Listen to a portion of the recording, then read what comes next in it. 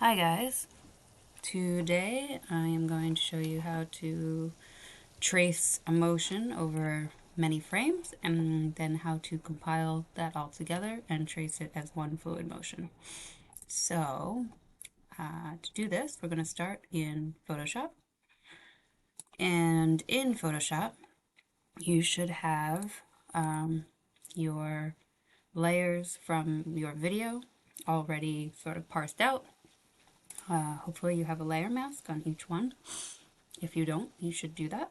If you need help in doing that, please see the prior video. And let's see. So here are my layers. I have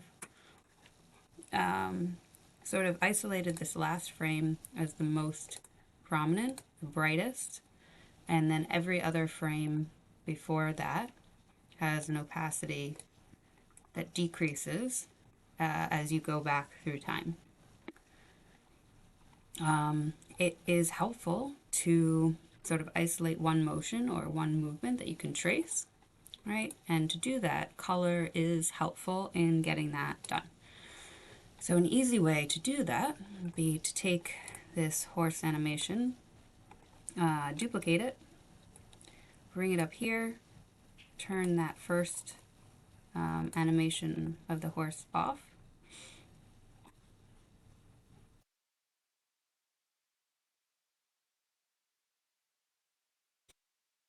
and then change all of these from multiply to normal, change the opacity to 100%, and then I'm going to go through each individual frame, and isolate the front foot. Okay, so I'm going to just take my polygonal lasso tool. If your lasso tool doesn't look like this, you can click and hold down on that little arrow and look for the polygonal lasso tool. And I'm going to just sort of generally make a selection area here. I'm going to make a new layer. I'm going to use my brush tool, which is B, or this guy. I'm going to make it a little bit big. I'm going to change my color here to red. And then I'm just going to click maybe just once. And then I'm going to hit deselect, Control D, and I'm going to take my layer, mask, and put it onto that red there. I'm going to take this layer and just delete it because I don't need it anymore. I'm going to turn that off, turn the next layer on, and do the same thing. I'm going to have to be a little bit more careful here because it's not super isolated. And then new layer, brush, click once, deselect, drag and drop, and delete. Now this guy can kind of see the edge of where I was selecting, so I'm just using my eraser tool. Again, if I right click, make it a little bit not so big, make sure my hardness is all the way off. And then just delete that edge so that the red there is seamlessly sort of transitions into the background.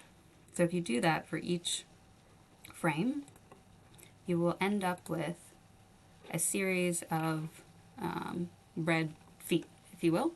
And similarly to how I have it in the frames down here, where it goes from opacity 10 to opacity 100, I've done the same thing with the red. So this one's opacity 20 up to opacity 100.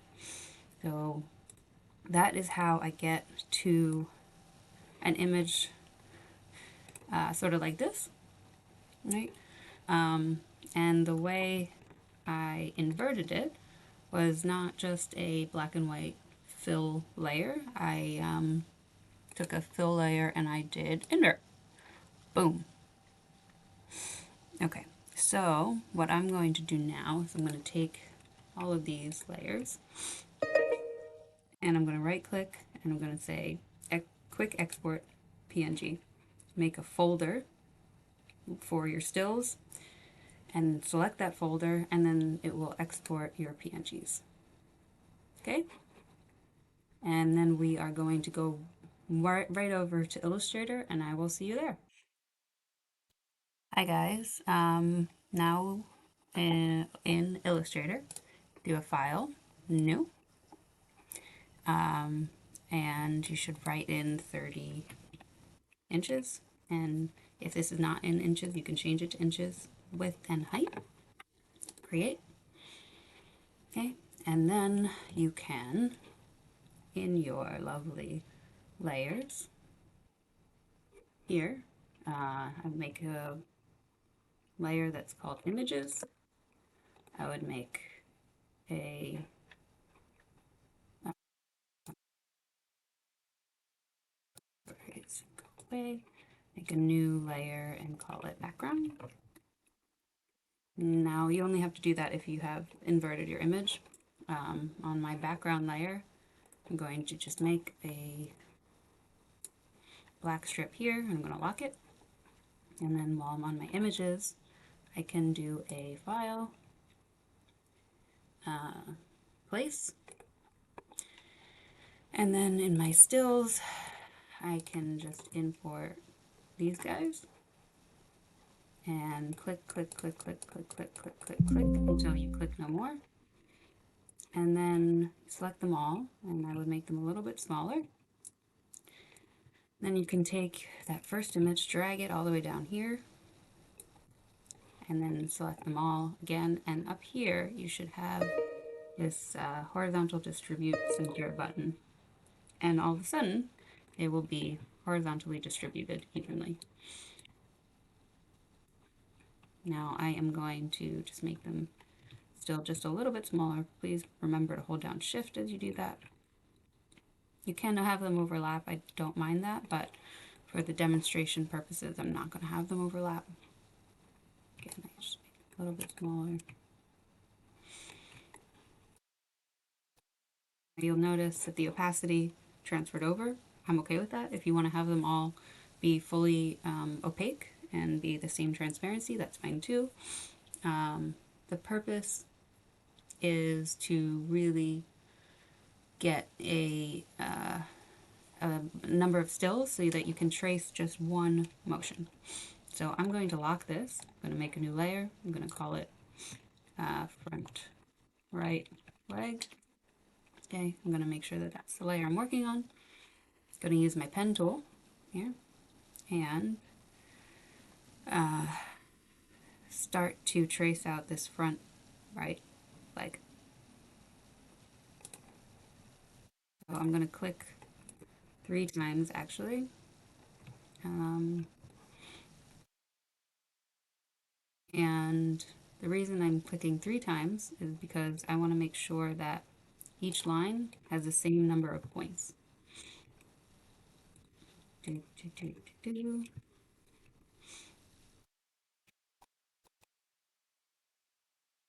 Enter at the end so that I can start a new line without that line continuing.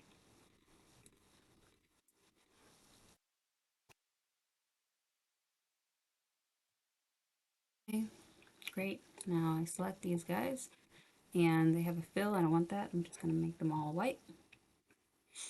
And then I'm going to do a object blend make.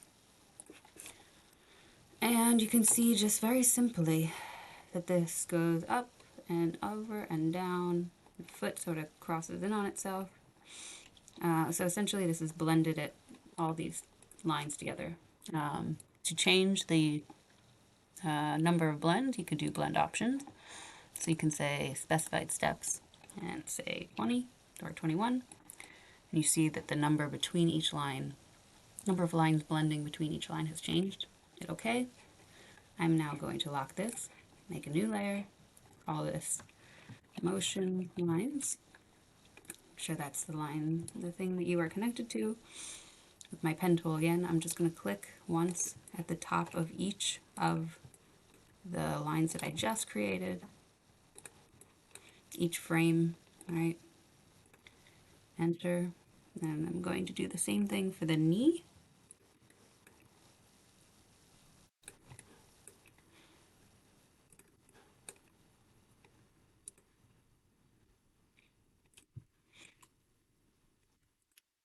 I'm going to do the same thing for the foot. And you can see that these are straight lines, and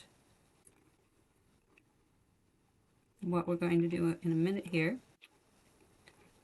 so we're going to take this bottom part and we're just going to move it down a little bit with using my arrow tool. Same with this, I'm going to just move that up a little bit. I'm going to select these guys, and my stroke, I'm going to make a dashed line. I'm going to have that be a 1 point separated by 6 points, and I'm going to cap it off as a round thing so that you have some round lines. The other thing I'm going to do, I'm going to unlock my blend, and I'm going to do the similar thing that I did with the images behind it. I'm going to change this to a 10% opacity.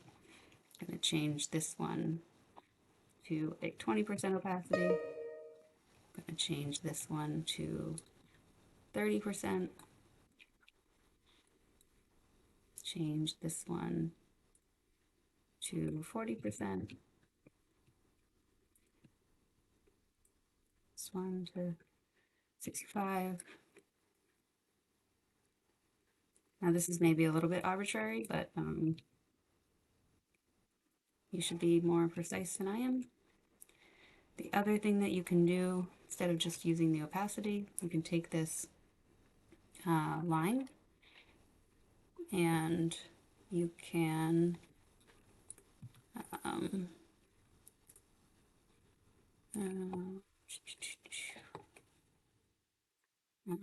your stroke window isn't open, that's how you open it. You can change it to, say, a 0.1, change this to a 0.5, and so on and so forth, so that you still get that effect of getting more and more and more, more and more and more bold. If you go through each moment in time.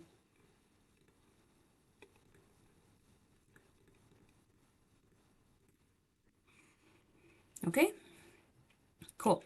So then on your images layer, you can file, place. Hold on 1 second, actually. All right, so I also added in the arms of the horseback rider. Now I would say that it'd be great. So yeah, the layer here, it says now arm of rider.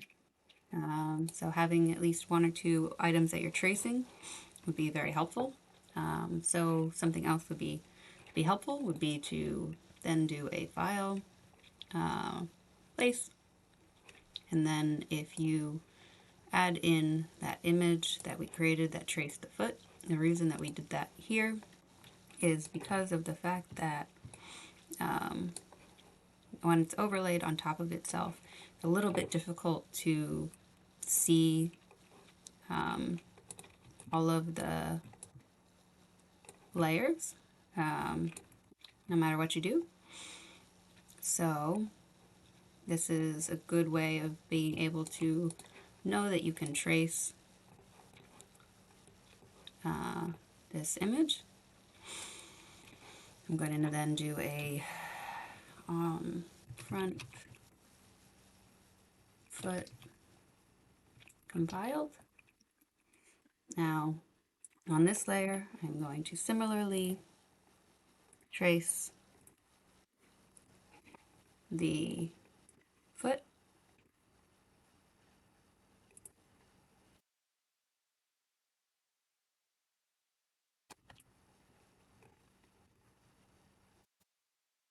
The other thing is that all of these lines really should start and stop generally in the same zone, because we know that that foot really isn't, where the hinge point is, isn't really moving. And again, I'm going to, even though this is a straight line, I'm going to add in that point just because I will tell Illustrator how to automate it. I'm going to do blend, make. Wonderful. The other thing I'm going to do now is I'm just going to turn that off. And so this looks like there's something strange going on. You see this point is going back up, and that really shouldn't happen. If this does happen to you, you might want to just consider trying to move some of these items, or it's possible that the lines are reversed. Yeah, that's what happens. So when you blend lines, it knows where you started and where you stopped, in terms of like if I drew this line from 1, 2, 3 versus 1, 2, 3, and if it is that way, then it will sort of flip the two, if that makes any sense. Yeah, so this isn't an exact science. You're not going to get it right exactly. However, what I would say is that blending, you want to try and make the lines between the lines that are being blended sort of even, and as much as you can. And if that means sort of manipulating or editing some of these lines, I'm okay with that. Or moving them slightly so that you have more of a seamless transition of lines. Because this is an approximation of that motion. It's an idealization of it. So it's never going to be fully right. But you can make it look as convincing as possible by trying to have these moments be as even as possible. Does that make sense? Sort of. Alright, so that looks a little bit better. Then I'm going to turn my image back on, and this actually may be a little bit too bright for me. I'm going to just turn down the opacity. And then you can do the same technique of tracing that foot with the motion lines onto here to get something that looks kind of like this. The other thing that I did in this one was that, again, this guy took to be 10%, the next one was 20, so that you sort of start to, that motion gets revealed over time. This is 30.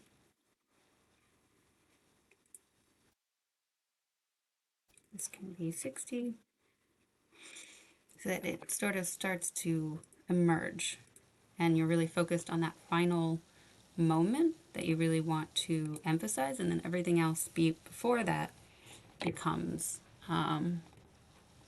extra, or how it sort of transitioned into it. Does that make sense? Okay? Alright. Good luck. Have fun. See you on Monday.